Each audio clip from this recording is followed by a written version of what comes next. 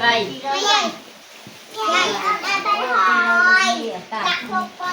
Và hai đây liền. Rồi. Chúng ta mua tam dây. Tam rồi. Chúng ta ở đây là nói á. Muôn. Chúng ta mấy tam dây. Thèm hỏi á. Đây. Thèm hỏi. Và hai đây mà đây xia. Xia vào đây này. Vào đây này. Muối pí bay. Ai? Hóa nha. Mà muôn bay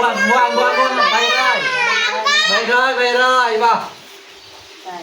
Rồi con anh mê là bà anh nè đó. Và lọc bé con chân am con. Ôi trái này cái đám kia rồi. Ôi cái đám đi rồi, cái đám bay rồi. Làm rồi. Làm rồi. Mà hai đây.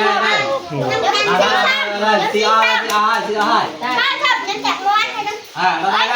Chặt món cái đam. Nhân chặt cái đam. Mà xét lên đây. Nhân chặt một con. Muối pí bay.